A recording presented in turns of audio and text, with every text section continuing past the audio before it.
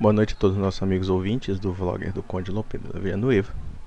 O tal Rafael Queiroz, mais conhecido como Rafael Hipoglós, fez um longo texto em resposta à minha pessoa, considerando alguns pontos que eu explanei no meu vídeo. O que foi mais curioso é que de fato ele confirmou aquilo que eu falava, ou seja, que ele, como católico de tradição, tem ligações com certos movimentos neonazistas e movimentos fascistas, enfim. Não somente ele afirma no texto dele que tem ligações e conexões com essas pessoas, como também ele admira essas pessoas. Eu gostaria de ler alguns pontos, porque o texto é muito longo, e se eu lesse na completude seria 20 e 30 minutos de vídeo, e eu não gosto de ampliar tanto assim, inclusive num assunto que só serve mesmo para exemplo daquilo que eu estava falando. E eu vou tentar ser o mais resumido possível, lendo alguns trechos que ele colocou aqui. Não faço parte de nenhum grupo neonazi ou fascista, até porque nem sei onde estão esses grupos. Existe algo organizado nesse sentido no Brasil? Desconheço. Eu dialogo com gente, não com organizações de pendor nazi e fascista por várias razões quais sejam. Imagina se existisse um grupo nazista. O senhor Rafael Queiroz estava lá levantando a bandeirinha da suástica ou dos fácios, né? Enfim. O nazismo e o fascismo lutaram contra o judeu internacional, luta que era pautada pelo clero no início dos anos 20. Senhor Rafael Queiroz, vamos analisar uma seguinte pergunta histórica que você com certeza não vai responder. Eu quero saber qual judeu internacional foi assassinado por Hitler, ou perseguido, enfim. Qual banqueiro, qual magnata, qual pessoa realmente influente do meio judaico sofreu alguma perseguição dos nazistas? Se você considera o judeu internacional aquela velhinha judia da aldeia do leste europeu, ou aquela criança, ou aquele homem, ou aquela mulher, ou então os judeus da classe média que existiam na Áustria, que existiam na Polônia, que existiam na Ucrânia, e que depois foram emparedados e fuzilados pelos soldados de Hitler, e depois deportados para campos de concentração, aí eu pergunto, que judeu internacional fantasioso é esse que você está dizendo? O que você está defendendo basicamente é um crime. E é claro, como todo cara que prega revisionismo do Holocausto, uma hora prega ódio aos judeus, que os judeus têm que ser sacanhados, têm que ser fudidos, têm que ser exterminados, etc. Quando esse evento ocorre, vocês negam que ele ocorreu, quando na verdade existem inúmeras provas históricas afirmando, de fato, que houve uma política de extermínio racial na Europa. E não foi só de judeus, diga-se de passagem, lembremos.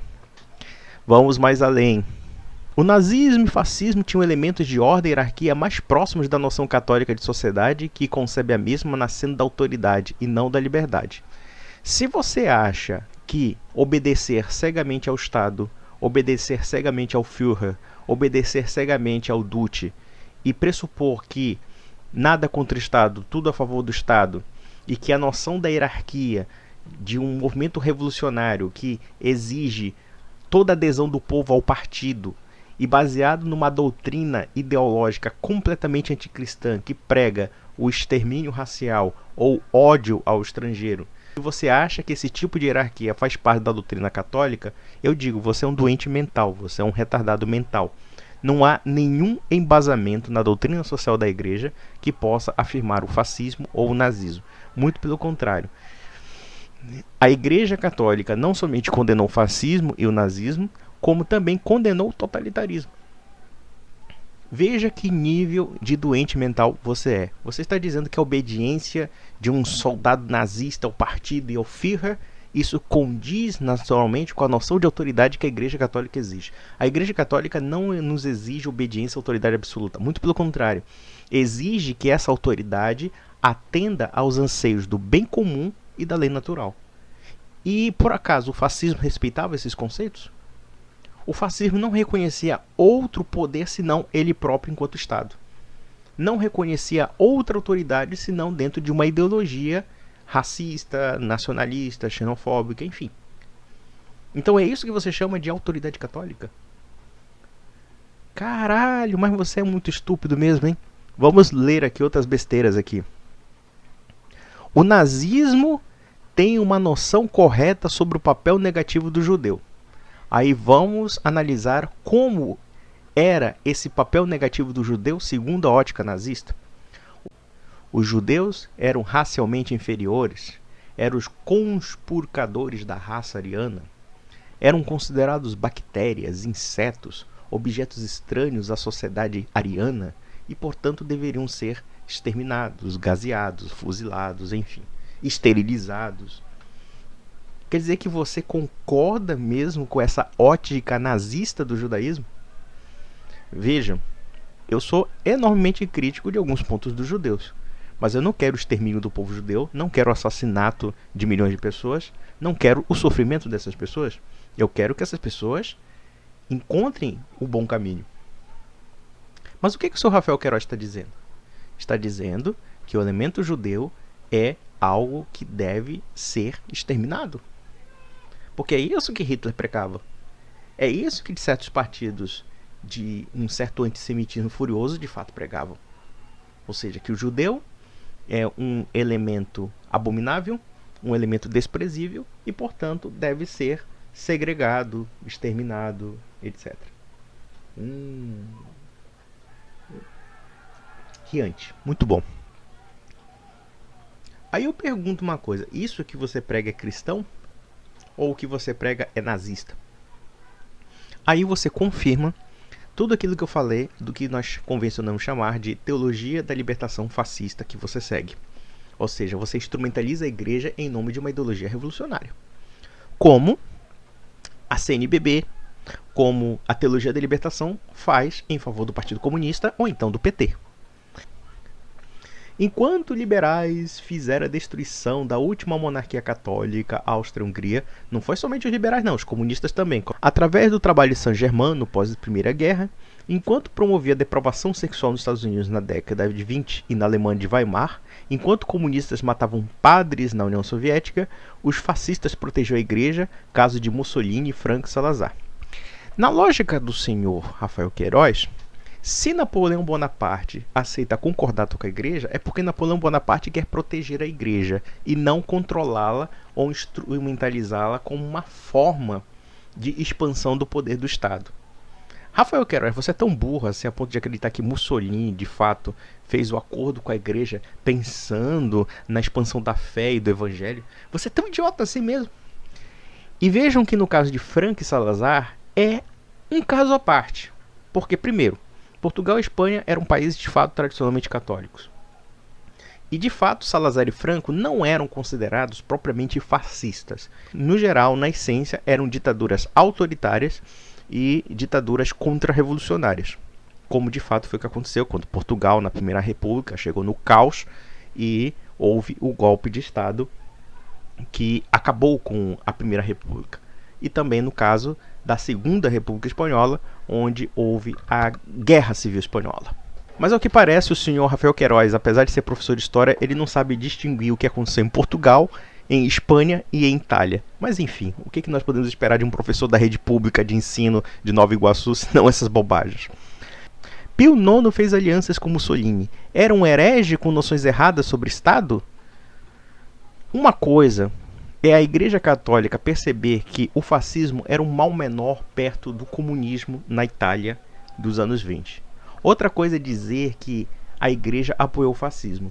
A Igreja apoiou tanto o fascismo que, em 1931, os fascistas estavam quebrando associações católicas, estavam perseguindo militantes católicos, dando porrada em todo mundo, e o Papa Pio XI, corajosamente, escreveu uma encíclica chamada Non Abbiamo Bisogno, que condenava os erros do fascismo e dizia, inclusive, que os católicos não deveriam se associar ao movimento fascista.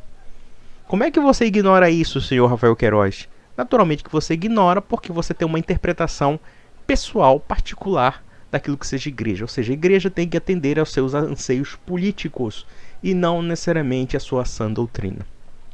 Mas vamos lá. Eis a outra pérola do senhor Rafael Queiroz. O nazismo e fascismo, embora pagãos em sua base ideológica, são anti-iluministas, e a raiz dos nossos problemas atuais se encontra no iluminismo. Senhor Rafael Queiroz, que você seja um professor ignorante, vai lá, você é professor da rede pública, Eu não sei se eu seria professor da rede pública ensinando história com essas bobagens que você falou. Mas dizer que o fascismo e o nazismo não representam o iluminismo, vamos ensinar história para você. O darwinismo social aplicado ao nazismo, que prega a destruição das raças inferiores, tem origem onde? Origem no iluminismo. O nacionalismo mistificado, idolatrado dos fascistas tem origem na Revolução Francesa. E qualquer pessoa minimamente inteligente sabe disso. O fascismo e o nazismo não são doutrinas anti-iluministas, são doutrinas antiliberais, o que é bem diferente. O liberalismo é um dos aspectos do iluminismo, como o evolucionismo é também outro aspecto do iluminismo, como também o nacionalismo moderno é outro aspecto do iluminismo. E como é que você não sabe de uma coisa tão óbvia como essa? Vamos conjecturar, no caso, um sujeito como Mussolini, cuja formação era socialista, era escritor atuante da revista Avanti, do Partido Socialista Italiano, e era muito lido por um sujeitinho que estava perdido na Suíça, chamado Vladimir Ilyich Ulyanov, mais conhecido como Lenin. E o que aconteceu em 1914 para cá? Os partidos socialistas europeus se tornaram nacionalistas. Apoiaram seus países na guerra, na Primeira Grande Guerra Mundial, e romperam com o internacionalismo proletário. O fascismo tem muito dessa raiz do casamento entre o nacionalismo e o socialismo. Ou seja, que o fascismo é uma amálgama de tendências ideológicas que vão desde o nacionalismo, que era comum à direita, até o socialismo, que é comum à esquerda. Vamos mais além. Uma coalização momentânea entre católicos e fascistas no que tange uma luta comum contra 1789 e 1917 seria factível, dado que isso se deu sob as bênçãos dos papas da Itália fascista e na Espanha franquista. Seriam Pio XI e XII hereges por isso? Preliminarmente, se a Igreja Católica condenou o fascismo, condenou o nazismo, condenou todos esses movimentos de idolatria dos nacionalismos em geral, então como de fato a Igreja apoiou o fascismo? O que a Igreja percebeu é que dos males o menor. Em outras palavras, perceberam que os fascistas eram um pouquinho menos revolucionários do que os bolchevistas. Então a Igreja teve um jogo político de tentar conciliar o melhor possível para a sociedade para a preservação da Igreja. Foi isso que aconteceu de fato. Mas o que o Sr. Rafael Queiroz deveria nos explicar é por que, por exemplo, Pio XII não somente foi contra o nazismo, como até mesmo conspirou contra o nazismo. E quando as tropas alemãs invadiram a Itália e tentaram, inclusive, deportar os judeus italianos de Roma, por que a Igreja Católica protegeu esses judeus? Obviamente que ele não vai ter resposta para isso, porque ele é um fanático fascista com o verniz católico, naturalmente, para embelezar a pílula de cianureto. Mas vamos lá. Franco e Mussolini reconheceram a Igreja como religião oficial dos seus países enquanto governavam. Sério que este modelo é menos condizente com a teologia católica do que a concepção neocon-americana, onde não há espaço para o Estado confessional? Na lógica do Rafael Hipoglós, ele parte do pressuposto de que esses estados fascistas, quando aplicavam o conceito da Igreja na sociedade, eles queriam naturalmente expandir o evangelho a toda criatura, eles queriam que a sociedade fosse católica de fato. Eu poderia até acreditar nisso dentro do regime de Salazar e de Franco, porque havia uma tradição católica muito forte e porque esses regimes não eram propriamente fascistas. Mas com certeza não no fato de Mussolini. E Mussolini não somente teve muitos conflitos com a Igreja Católica, como eles realmente não se picavam. E qualquer historiador sabe disso. Agora, esse sujeito veio com esse papinho de dizer que o Estado protegia a Igreja. Bom, se for assim, vou repetir, Napoleão Bonaparte protegia a Igreja porque assinou concordata com o Papa Pio VII? Obviamente que não. Ele fez isso por uma questão de interesse, porque ele queria o poder e ele podia perceber que a Igreja poderia ser instrumentalizada para favorecer o poder do imperador revolucionário. E aí? Não quer dizer coisa nenhuma. Simplesmente o senhor Rafael Queiroz não conhece história, embora seja professor de história. Aqui ele já fala sobre o Küster, né? Que ele dizendo que o Küster faz parte da organização do Olavo, que ele é um neoconservador, que ele é junto com o padre Paulo Ricardo, falando mal do momento Provida e etc. Vamos ser bem sinceros, senhor Rafael Queiroz. Pelo menos eles são pró-vida. Você não, você é amigo de eugenista. Você é amigo de nazista. Você é amigo de gente que acha que pessoas defeituosas devem ser exterminadas. Meus parabéns, você é um grande cristão. Minha visão de Estado é a visão da igreja. Não, senhor Rafael Queiroz, não é a visão da igreja. Ele coloca aqui umas besteirinhas, acho que não cabe nem falar aqui. Aqui é mais interessante sobre o caráter dele. Sobre o Holocausto, sim, eu nego. Ele não existiu. Aliás, não sou eu, mas católicos de boa cepa como Don Williamson, Maurice Pinet, etc. Eles seriam nazistas apenas por não crerem em tal lenda? Nazistas eu não sei, mas ignorante em história com certeza. Don Williamson é um sujeitinho problemático pra cacete, né? Falou muita besteira. Olha que ele é um cara completamente confuso, que é típico de alguns elementos das fraternidades São Pio X, diga-se passagem. Mas enfim, só um adendo. O Don Williamson, inclusive, foi mandado calar a boca pelo Papa Bento XVI. E por quê? Porque estava falando besteira, falando bobagem, falando sobre um assunto que não tem domínio. E Maurice Pinet, ser bem sincero, eu já tive contato com a obra dele. Falta caráter científico a esses panfletários que se dizem católicos. Eu sento para tomar café com nazis ou fascistas por eles serem mais dignos que neocon católicos. Olha, você acusa Küster, você acusa Rodolfo Loreto, você acusa Alan dos Santos e muitos outros de serem neoconservadores. Digamos que eles mesmos sejam. Mas eu nunca vi esse pessoal pregar o genocídio, eu nunca vi esse pessoal pregar a eutanásia, eu nunca vi esse pessoal pregar a esterilização dos mais fracos, eu nunca vi esse pessoal querer gasear judeu, enfim. Então, vamos ser bem sinceros, você senta com um bando de gente canalha e você quer comparar com os neocons? Esses neocons, com todos os defeitos que podem ser, e isso eu estou atribuindo ao que você chama de neocon, eles fazem um trabalho muito melhor que o seu. Pelo menos eu percebo neles um grau de humanidade que você não tem. Você é uma pessoa extremamente impiedosa. Você, no fundo, usa o catolicismo para julgar as pessoas. Você usa o catolicismo para instrumentalizar uma ideologia que não é cristã. E mesmo que dentro do neoconservadorismo possa haver essa instrumentalização ideológica, mas até agora eu não vi uma política de genocídio, não vi uma política de extermínio do mais pobre, ou extermínio do mais fraco, ou então aborto, ou então controle de natalidade, que são bandeiras nazistas.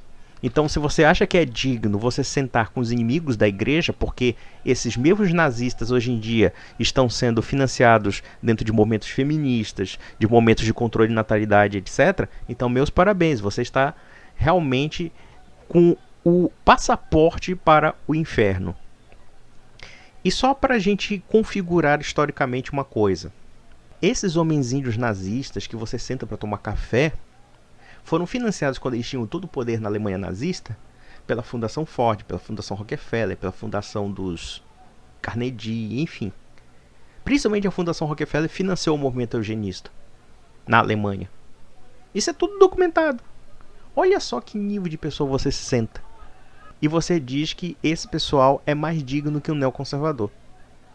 O neoconservador que combate o aborto, o neoconservador que combate a ideologia de gênero, o neoconservador que combate o comunismo, o neoconservador que, com todos os defeitos dele, nós podemos até considerar, mas é muito mais digno do que você enquanto pessoa. Conde diz que a visão dos neocons da limitação do poder estatal é mais condizente com a visão católica que a minha de um Estado nacional autoritário. Primeiro que o conservador... Ele fica falando do Estado autoritário lindo, maravilhoso, nacional dele. Só que existe uma coisa. O que condiz melhor com uma sociedade medieval? Ou uma sociedade que de fato existiu, que foi uma sociedade cristã?